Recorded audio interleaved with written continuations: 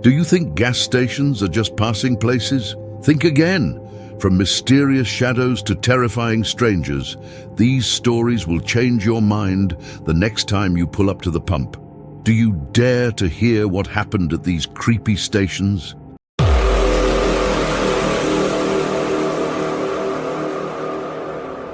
It was one of those cold February nights when the chill seemed to cut right through you. I had just finished an exhausting shift at the hospital where I worked as a cleaning staff member. The hours were brutal, but it was honest work. My drive home usually helped me unwind after work. It was peaceful in a way I was used to. I hadn't realized how low my gas tank was until the little warning light on my dashboard blinked on. There weren't many options at that hour, so I pulled into the first gas station I saw. The place looked run down, but it was open, and that was good enough for me. The gas station was lit by a couple of flickering lights that barely did the job. The pumps looked ancient, and the only car in sight was a small, rusty truck parked to the side. I parked near the closest pump and stepped out to fill my tank, shivering as the cold crept through my coat. As I grabbed the nozzle, I noticed a man walking out from behind the station's small building. He was wearing a clean, pressed uniform, and I figured he must be part of the staff, though I hadn't seen anyone inside when I pulled in. He smiled as he approached, and it wasn't a friendly smile. It was too wide, too forced, like he was trying hard to convince me of something. "Need some help?" he asked, his voice smooth but slightly off. "No, I'm good, thanks," I replied, trying to act like it was no big deal, but something about him gave me the creeps. He wasn't dirty or disheveled like you'd expect at a place like this.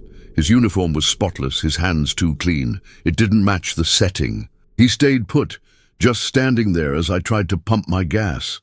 When the nozzle clicked, signaling it was ready, he stepped closer. "I can check your oil for you," he offered. "No charge. I'll just pop the hood for a quick look." "That's okay," I said quickly. "I'm fine, really." He didn't move. "You sure? Looks like your car is running a little rough.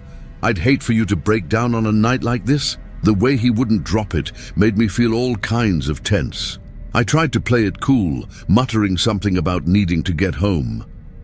I finished pumping and reached for the gas cap, but he was suddenly closer, standing just a foot or two away. His eyes flicked to my trunk. "I'll check the engine real quick," he said, already reaching for the latch on the front of my car.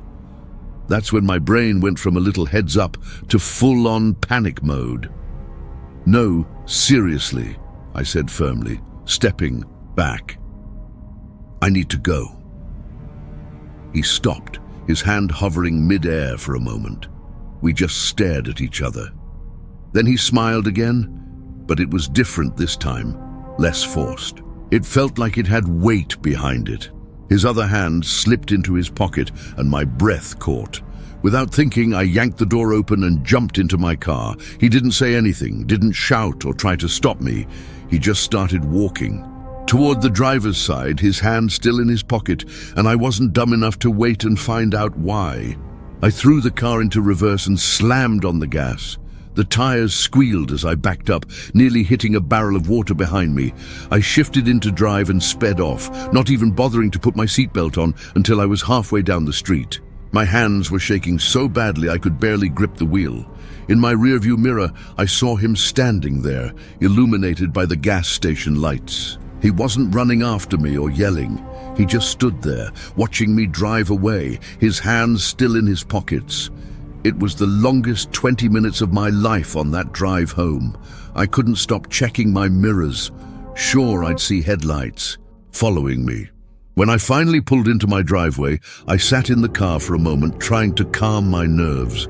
The house felt too dark, too quiet, but I forced myself to go inside. Once I locked the doors, every lock, even the ones I usually ignored, I went to my bedroom and sat on the edge of the bed, staring at nothing. I told myself, "Chill out, you're overthinking this, he's probably harmless." But the image of him standing there, smiling that strange smile, wouldn't leave my mind. The next day at work, I was totally distracted. I told one of my co-workers about what had happened. "You've got to trust your instincts," she said. "If it felt wrong, it probably was." 2 days later, I was scrolling through my phone during a break when a news alert popped up. I couldn't move after reading the headline, "Man posing as gas. Station attendant wanted in connection with abduction." The article described a man matching his description right down to the spotless uniform and fake friendliness. He had approached a woman at another station just a few miles from where I had been and convinced her to let him help with her car. She hadn't been as lucky. They found her car abandoned in the desert the next morning, but she was still missing. The police were urging anyone with information to come forward, and my stomach churned as I realized how close The police were urging anyone with information to come forward, and my stomach churned as I realized how close I had come to being his next target. That same day, after finishing my shift, I decided to go straight to the police station. I walked, still nervous but determined to do the right thing. When I sat down with an officer, I told them everything. The man's spotless uniform, the way he had smiled too much, how he tried to get me to open the trunk or pop the hood. I described his height, build, and the gas station's exact location. The officer took notes and assured me they'd look into it, which gave me a small sense of relief. Sharing my story with the police felt even more important now, knowing it might help prevent another tragedy. I've replayed that night in my head so many times since then. What if I hadn't listened to my gut? What if I had let him check my car? The what-ifs were endless and terrifying. I didn't sleep much that night, and when I did, I dreamt of his smile, his hand in his pocket, the way he had stared at me as I drove away. Since then, I've made a rule for myself. No more stopping at shady gas stations, no matter how low my tank is. I've even started carrying a small canister of gas in my trunk, just in case. It's a small precaution, but it makes me feel a little safer. I can't drive past a gas station at night without feeling a twinge of anxiety, but it also reminds me how important it is to trust your instincts. They might just save your life.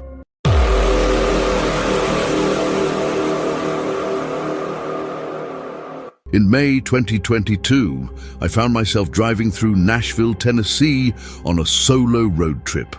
As a 27-year-old woman, I was craving a break from the stresses of work and daily life. This trip was meant to be a chance to relax.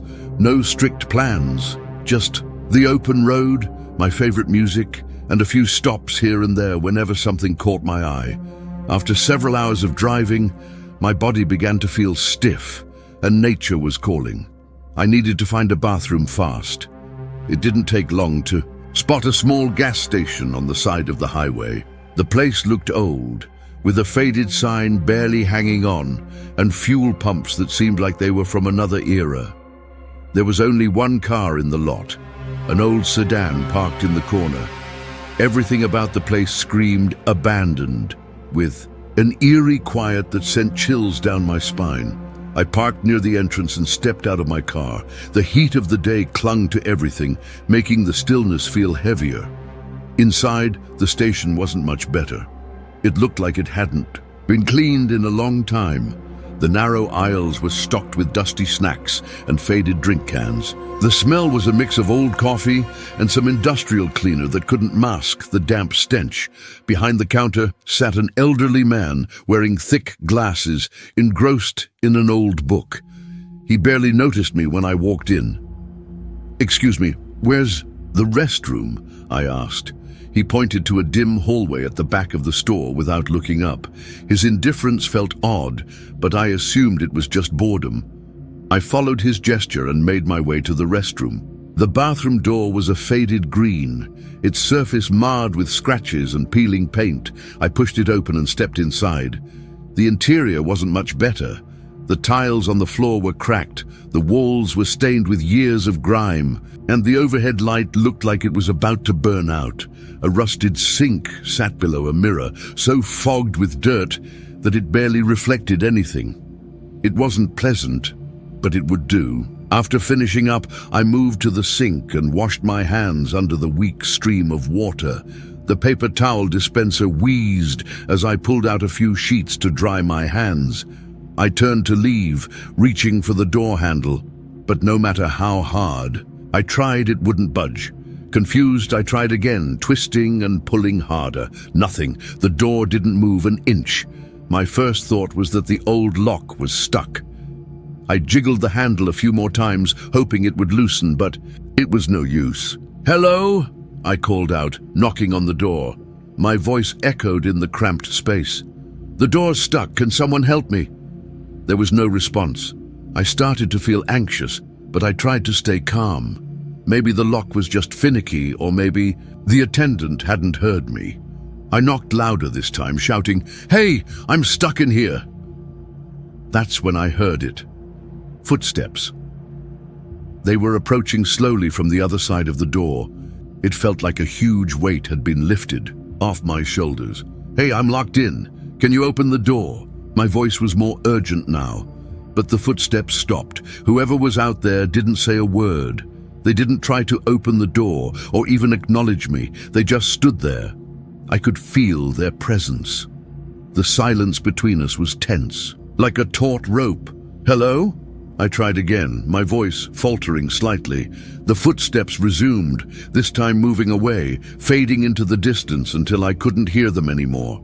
My initial relief turned into a heavy, creeping dread. Why hadn't they responded? Why hadn't they helped?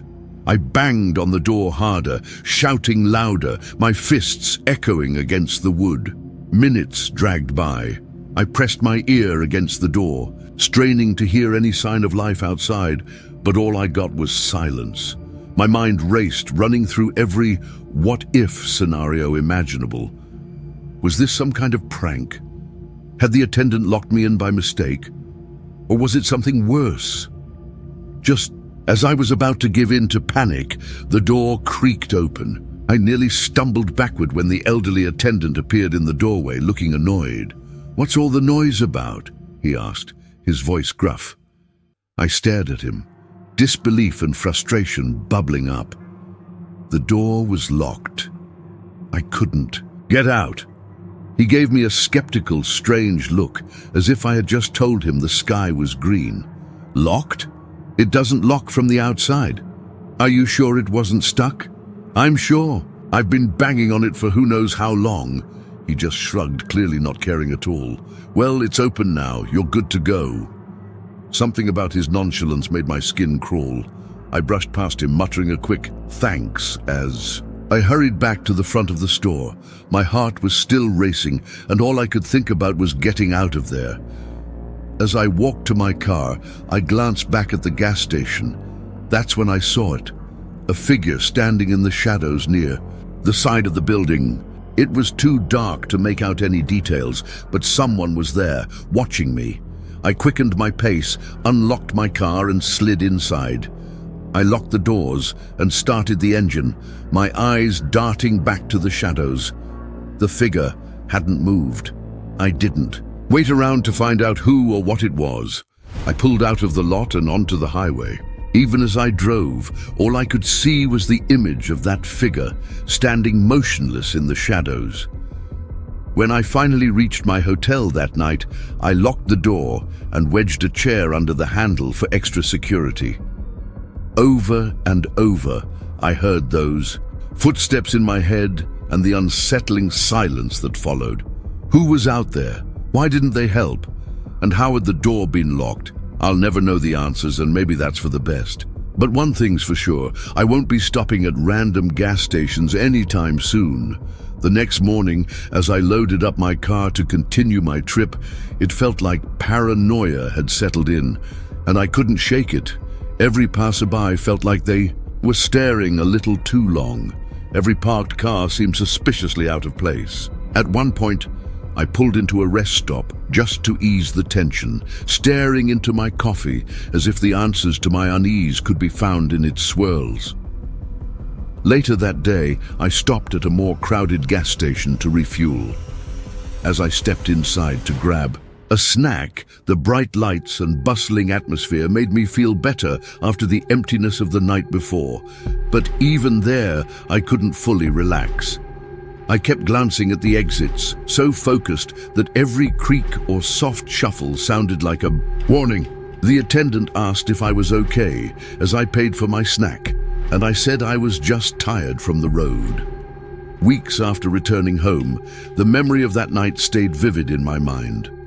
I found myself Googling news about gas stations in Nashville, half hoping and half dreading to find a story about something sinister happening there. But there was nothing, no reports of break-ins, no crimes that matched the eerie scenario I had experienced. Sometimes it's the absence of answers that makes an experience linger. I'll never know who locked that door or why they didn't respond when I called out. I'll never know who or what was standing in the shadows as I fled that night. And maybe that's for the best. Whatever happened in that dingy gas station, bathroom is a story I'll carry with me. A clear example of how an ordinary moment can shift into something terrifying in the blink of an eye.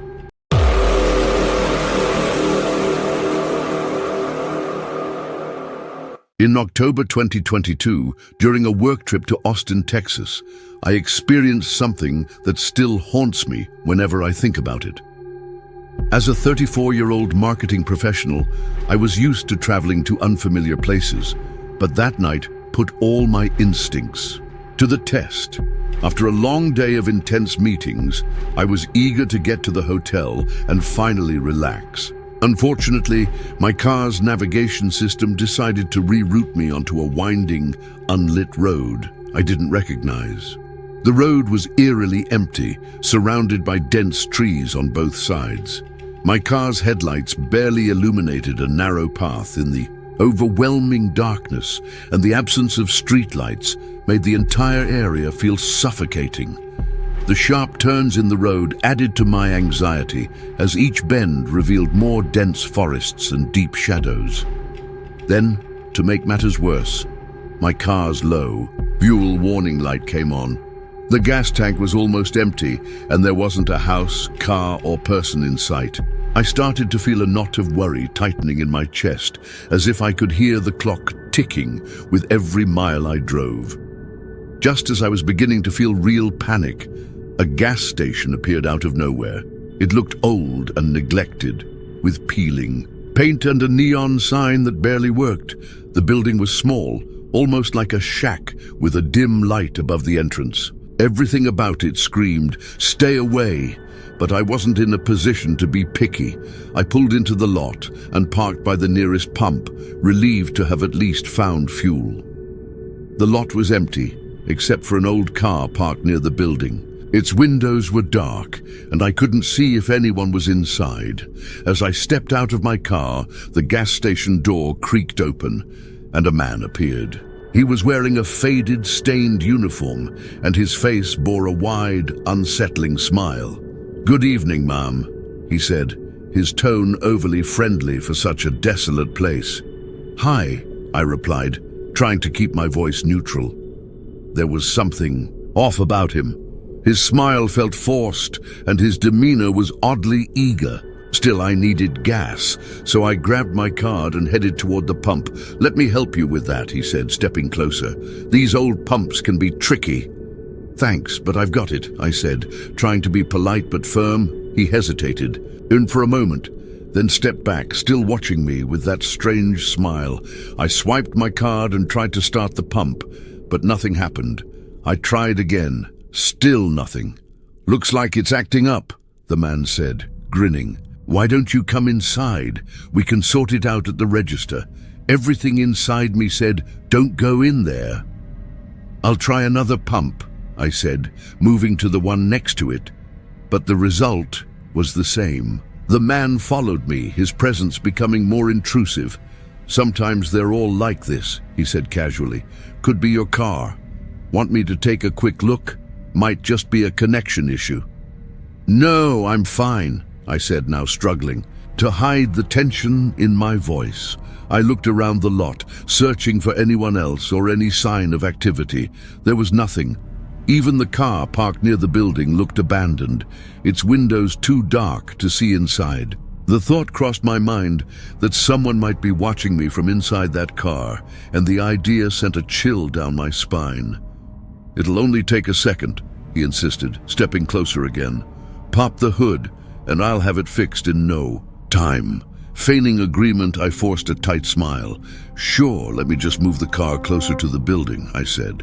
I got into my car, locked the doors, and started the engine. His grin faltered as he realized what I was doing. Without hesitation, I threw the car into reverse, my tires kicking up gravel as I sped out of the lot. In my rearview mirror, I saw him running after me, something shiny clutched in his hand.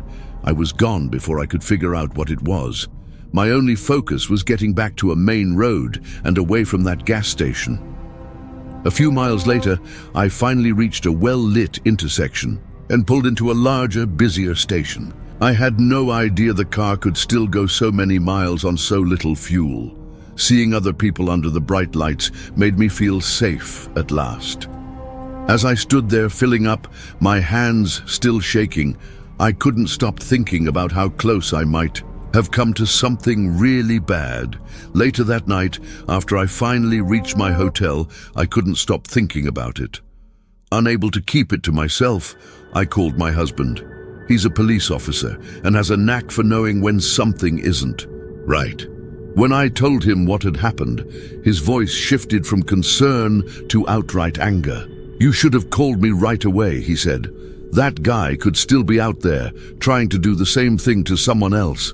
Without hesitation, he told me to give him every detail I could remember: the station's location, the man's description, the car. As soon as I finished, he said he'd call a friend of his, a local officer who worked near Austin. About an hour later, my husband called me back. "I talked to my friend," he said. "He's heading over there to check it out. He said that station has a bad reputation. Some weird stuff has happened there before. I'll let you know what he finds." I barely slept that night, tossing and turning with a mix of fear and guilt. By morning, my husband had an update. "They found the place empty," he told me. "The car was gone, and there was no sign of the guy you described. But here's the weird part. My friend said the pumps weren't even connected to the station system. They've been shut off for months. That guy had no reason to be there." Hearing that only deepened my unease. Whoever he was, whatever his intentions, I had a feeling I was lucky to get away when I did. My husband's friend said they'd keep an eye on the area, but I knew I wouldn't get the closure I was hoping for. These days, I still think about that night, and I always make sure my gas tank is full before hitting the road. Because you never know what's waiting at the next station. One thing's for sure, I'll never ignore my instincts again. Whatever was waiting for me at that gas station, I'm just grateful I drove away.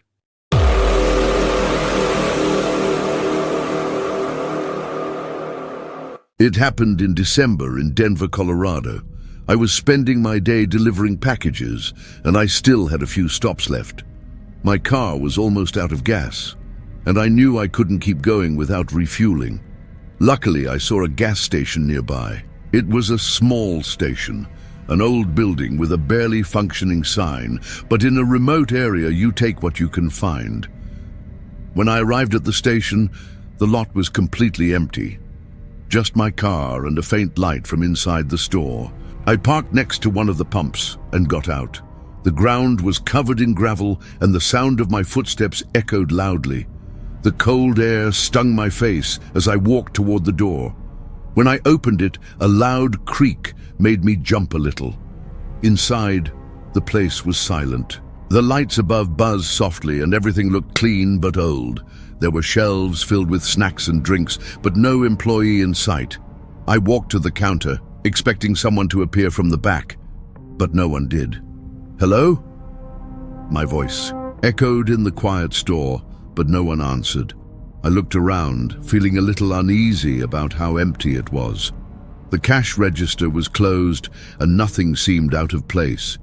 But then I noticed something on the floor behind the counter, a dark stain leading to a door labeled "Employees Only." At first, I thought it was spilled soda or oil, but when I got closer, I saw it was blood. My first thought was to get out of there, but something made me stay. Maybe I was curious, or maybe I didn't want to leave without knowing what was going. And slowly, I walked toward the door. My footsteps squeaked on the tiled floor, and it felt like the whole world had gone silent.